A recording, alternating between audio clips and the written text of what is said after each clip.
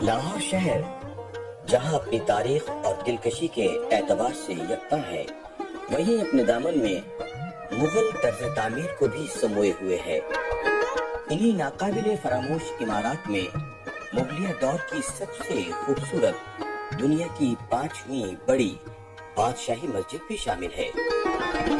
دنیا بھر میں مختلف مذاہب کے پیروکاروں نے اپنی عبادت گاہیں حد عقیدت اور جذبے سے تعمیر کی اور ان کے لیے مخصوص طرز تعمیر ایجاد کیا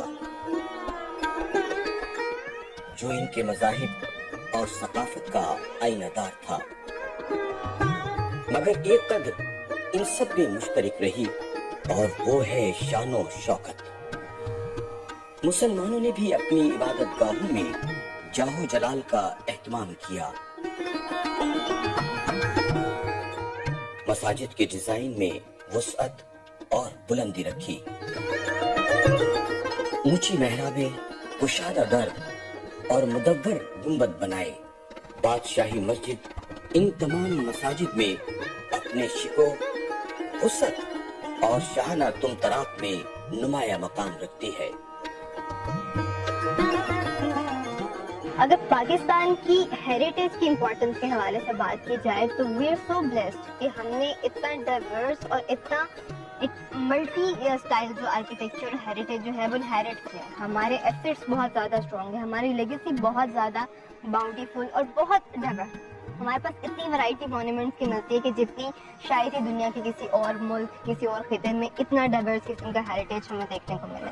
تو اگر اس حوالے سے بات کی جائے تو شاید ہی کوئی ایسا ملک ہو جس میں ایک سائڈ پہ ہمیں ٹیمپلز مل رہے ہیں، دوسری سائڈ پہ ہمیں گردواراز مل رہے ہیں، ایک سائڈ پہ ہمیں مسجد بھی مل رہی ہے، دوسری سائڈ پہ ہمیں ٹامبس بھی مل رہے ہیں، ہمیں پیلسز بھی مل رہے ہیں، ہمیں فورٹس بھی مل رہے ہیں۔ تو پاکستان بہت ہی رچ ہے۔ تو بادشاہی مسجد کی اگر بات کی جائے، that was built during the time period of Aurangzeb Alamgir, اور اس نے اس کو بنوایا۔ تو یہ مغل آرکیٹیکچر کا کلائمیکس ہے۔ اللہ اکبر اللہ۔ اس کے میناروں سے گونجنے والی اذان دن میں 5 بار اللہ تعالیٰ کی بزرگی اور برتری کا اعلان کرتی ہے۔ بادشاہی مسجد کے سامنے دیکھیں تو سکھوں کے عہد کے بنے حضوری باغ اور اورنگزیب عالمگیر کا تعمیر کردہ عالمگیری دروازہ نظر آتا ہے جو شاہی قلعے کی پہچان ہے۔ بادشاہی مسجد کی تعمیر مغل بادشاہ اورنگزیب عالمگیر نے 1671 میں شروع کرائی، جو 2 سال کے عرصے میں مکمل ہوئی۔ فن تعمیر کے اس نادر نمونہ کی تعمیر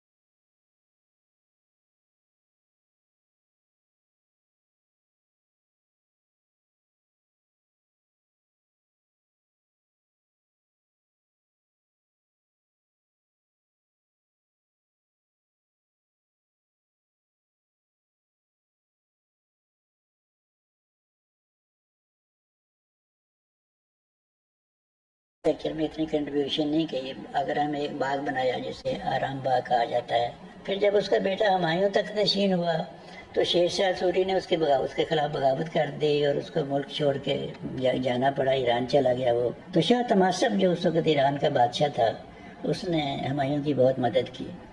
ہمایوں جب واپس آتا ہے تو ہم دیکھتے ہیں کہ نہ صرف وہ اپنے ساتھ ایک فوج ساتھ لاتا ہے، جو جہاں بھی اس نے کام کیا ہے، اپنے ساتھ وہ کاریگر اور آرٹسٹ اور میسنز اور اس طرح کے دوسرے جو فنون لطیفہ کے ماہر تھے وہ بھی اپنے ساتھ لے کے آتا ہے. خاص طور پر کیلیگرافی میں اور منیچر پینٹنگ میں عبدالصمد اور میر علی کا نام بہت مشہور ہے جو اس کے ساتھ آئے. تو یہ لوگ جب یہاں آئے جن کا اصل وابستگی جو تھی وہ شاہ تماسپ کے دربار سے یا ایرانی دربار سے، تو وہی جو وہاں کی ٹریڈیشنز تھی وہ بھی ساتھ لائے. تو ہم یہ کہہ سکتے ہیں کہ جو اس وقت آرکیٹیکچر کا آغاز ہوا ہمایوں کے فوراً بعد، اس میں ایرانی انفلوئنس بہت زیادہ ہے. مسجد کی چھت پر دلاویز نمونہ کاری کی گئی ہے. دیواروں پر رنگوں اور پتھروں سے نقاشی کی گئی ہے. سب سے بڑے درمیانی گنبد کے نیچے سنگ مرمر کا بنا ہوا منبر ہے جہاں سے خطیب اعلیٰ جمعہ اور عیدین کے خطبے پڑھتے ہیں. پوری دنیا سے سیاح اور غیر ملکی رہنما بھی شاہی مسجد کا نظارہ کرنے آتے رہتے ہیں. The architecture is just superb. I mean, I think it's as beautiful as the Taj Mahal. I've come to Pakistan because it's not a country that's traveled well by Americans. Our perceptions of Pakistan are so different than the reality. So you have so many layers of civilization here, and that's impressive. And I hope that in the future, more Americans will travel here. The mosque was beautiful, absolutely stunning, huge, historical, a highlight for Lahore. We have loved Pakistan. I hope more and more people come to see for themselves what a beautiful country it is and how welcoming it is and how much there is to see and do. It really offers everything from north to south. Yeah, it's been absolutely comfortable. We haven't been concerned whatsoever at any point. And yeah, I hope to come back.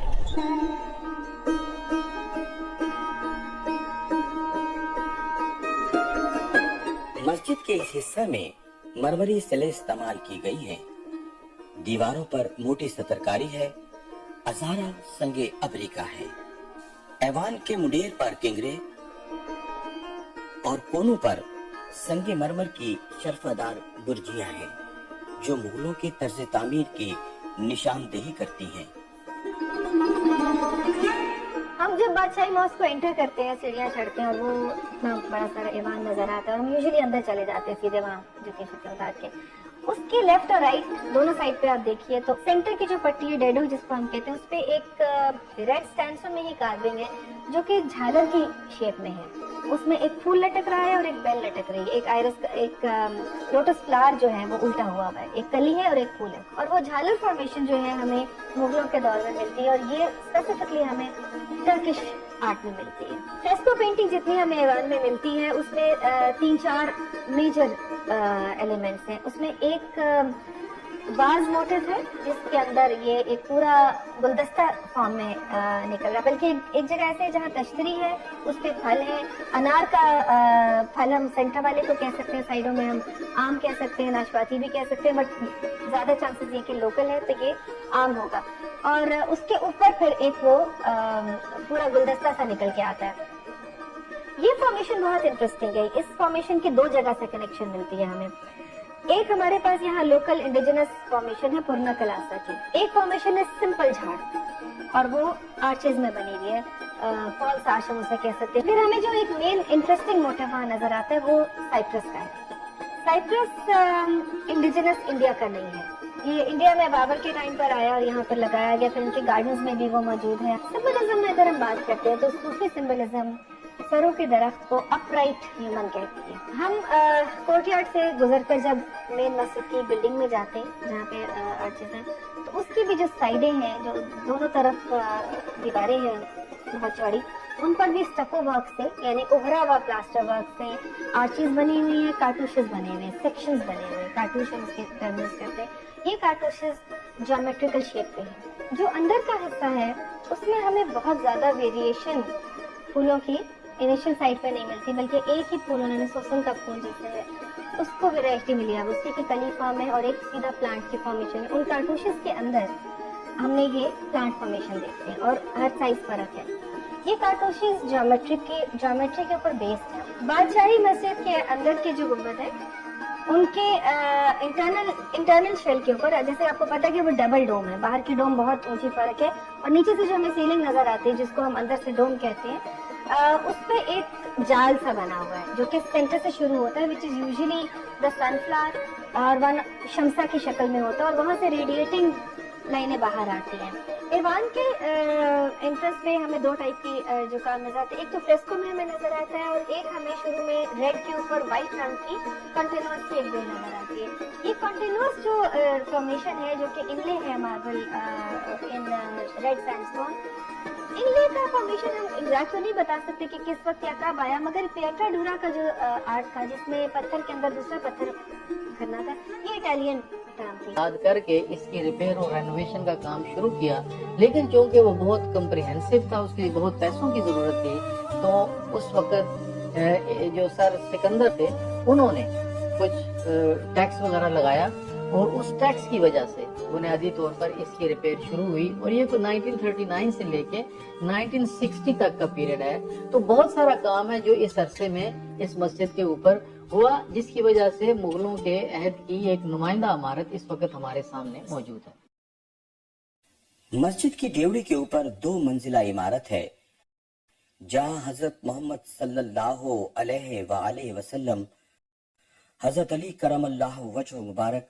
और हजरत गौस पाक रहमतुल्लाह अलैह की चंद यादगारें तबर्रुकन शीशों में महफूज हैं। ऊपर की जो मंजिल है उसमें एक अजायब घर है जो कदीम इस्लामी दुनिया की नवादरात हैं उसमें रखी गई हैं, जिसमें हत्ता के रसूल करीम